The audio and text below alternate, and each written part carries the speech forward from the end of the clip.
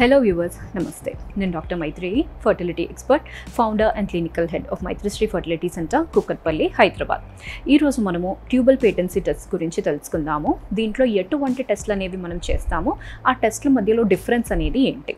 So tubal patency test అంటే ఇప్పుడు fertility ట్రీట్మెంట్లో tubal evaluation అనేది ఒక మోస్ట్ ఇంపార్టెంట్ స్టెప్. ఎందుకంటే బేసికల్గా ఫస్ట్ ఎంబ్రియో అనేది ఫామ్ అయ్యేదే మనకి ట్యూబ్లో ఫామ్ అవుతుంది. అండాశయం నుంచి అండం అనేది విడుదల అయిన తర్వాత అది ట్యూబ్లోకి వెళ్ళాలి. వీర్యకణాలు అనేవి కూడా గర్భసంచి లోపల నుంచి వెళ్ళి ఆ ట్యూబ్ వరకు రీచ్ అయిన తర్వాత ఎంబ్రియో అనేది అక్కడ ఫామ్ అవుతుంది. అక్కడ ఫామ్ అయిన తర్వాత అది వచ్చి మళ్ళీ గర్భసంచిలో అతుక్కుంటే ప్రెగ్నెన్సీ పాజిటివ్ వస్తుంది. సో ఇక్కడ ట్యూబ్స్ అనేవి ఓపెన్ ఉండడము ప్రెగ్నెన్సీ గురించి ప్రయత్నించేటప్పుడు చాలా అవసరమైన ఫ్యాక్టర్. సో ఈ ట్యూబ్స్ అనేవి మనకి ఫర్టిలిటీలో పిల్లలు పుట్టడానికి ఆల్మోస్ట్ 30% రోల్ అనేది ప్లే చేస్తుంది. ఈ ట్యూబ్స్ ఓపెన్ ఉన్నాయా లేదా అని చూడవలసిన టెస్ట్లే మనకి ఈ రెండు విధమైన SIS అనే టెస్ట్ ఒకటి, HSG అనే టెస్ట్ ఒకటి. ఈ టెస్ట్లు అనేవి రెండు మంచి టెస్ట్లే. బట్ ఈ టెస్ట్లకి రెండిటికి ఒక బేసిక్ కొన్ని డిఫరెన్సెస్ అనేవి ఉంటాయి. అది మనము పేషెంట్ ప్రొఫైల్ బట్టి ఎవరికి ఏ టెస్ట్ చేయాలి అన్నట్టుగా నిర్ణయించుకుంటాము. ఈ మధ్యకాలంలో ఈ 2 టెస్ట్లు అనేవి మనమే ఎక్కువగా చేస్తున్నాము. అండ్ ఈ రెండిట్లో డిఫరెన్సెస్ అనేవి ఏంటి అనేది చూద్దాము. ఫస్ట్ వచ్చేసి పెయిన్ అనేది ఏ టెస్ట్లో ఎక్కువగా ఉంటుంది అని మనం చూస్తే డెఫినెట్గా మనం చూసేది ఏంటి అంటే HSGలో అనేది పెయిన్ అనేది కొంచెం ఎక్కువగా ఉంటుంది. ఎందుకు అంటే HSGలో మనం ఏం చేస్తాము, గర్భసంచికి ఒక క్యాన్యులా అనేది ఇక్కడ స్క్రూ చేస్తాం. స్క్రూ చేసి దీని లోపల నుంచి గర్భసంచిలోకి ఒక డై అనేది పాస్ చేస్తున్నాం. డై పాస్ చేసిన తర్వాత ఇలా పొట్టది ఎక్స్రే తీసుకుంటాం. ఎక్స్రేలో మనకి ఇమేజ్ అనేది ఈ విధంగా కనబడుతుంది. అంటే బేసికల్లీ మనం ఆ డై అనేది ఆ ఎక్స్రేలో చూస్తుంటాం. దాంట్లో మనకి ఇలా గర్భసంచి కనబడుతుంది, తర్వాత ట్యూబ్స్ కనబడతాయి. అండ్ మనం పాస్ చేసిన డై అనేది ట్యూబ్స్లో నుంచి బయటికి వచ్చింది అంటే ట్యూబ్స్ అనేవి ఓపెన్ ఉన్నాయి అన్నట్టుగా అర్థం చేసుకుంటాము. ఇక్కడ మనకి ఈ ఇమేజ్ అనేది కనబడుతుంది అనమాట. అండ్ ఆ పెయిన్ అనేది డెఫినెట్గా SISలో తక్కువగా ఉంటుంది. SISలో మనం చేసేది ఏంటి, గర్భసంచి లోపలికి ఒక చిన్న క్యాన్యులా అనేది పాస్ చేస్తాం. పాస్ చేసిన తర్వాత దాని లోపల నుంచి సెలైన్ పుష్ చేస్తాం. ఆ సెలైన్ పుష్ చేసి అది ట్యూబ్స్లో నుంచి బయటకు వచ్చిందా లేదా అన్నట్టుగా మనం ఇక్కడ స్కాన్లో చూస్తామన్నమాట.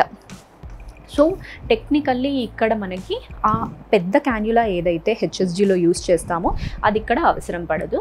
దానివల్లే మనకి ఇక్కడ పెయిన్ అనేది తక్కువగా ఉంటుంది. అండ్ నెక్స్ట్ వచ్చేసి ఎక్స్రే ఎక్స్పోజర్ అనేది మనము ఇక్కడ HSGలో ఎక్స్రే ఎక్స్పోజర్ ఉంటుంది. SISలో ఎక్స్రే ఎక్స్పోజర్ అనేది ఉండదు. మనము అల్ట్రాసౌండ్ ద్వారానే ఆ ఫ్లూయిడ్ అనేది బయటకు వచ్చిందా లేదా అనేది స్కాన్లో చెక్ చేసుకోవచ్చు. నెక్స్ట్ ఫ్యాక్టర్ వచ్చేసి ఇమేజ్ అనేది మనకు ఎక్స్రే ఉంటుంది కాబట్టి HSGలో మనకి ఒక ఇమేజ్ ఎక్స్రే అనేది వస్తుంది. దీంట్లో మనకి ఎక్స్రే ఉండదు కాబట్టి ఇమేజ్ అనేది ఉండదు. నెక్స్ట్ వచ్చేసి రిజల్ట్ అనేది రెండిట్లో మనకి ఈక్వల్గానే ఉంటుంది. దీంట్లో ఎక్కువ దీంట్లో తక్కువ అన్నట్టుగా ఏముండదు. దీంట్లో ఏదైతే రిజల్ట్ వస్తుందో సిమిలర్ రిజల్ట్ SISలో కూడా వస్తుంది. సో ఇక్కడ ఇన్ కేసు రెండిట్లో ఏమైనా మనకి బ్లాక్ అనేది వచ్చింది అంటే ఫర్దర్గా ఆ ట్యూబ్స్ బ్లాక్ అయినా లేదా అనేది నెక్స్ట్ క్వశ్చన్. 100%గా ఈ బ్లాక్స్ అనేవి ఈ టెస్ట్లో డిటెక్ట్ చేయలేవు. But it is the basic test. మనం ఫస్ట్ చేసే టెస్ట్ అనేది ఇది.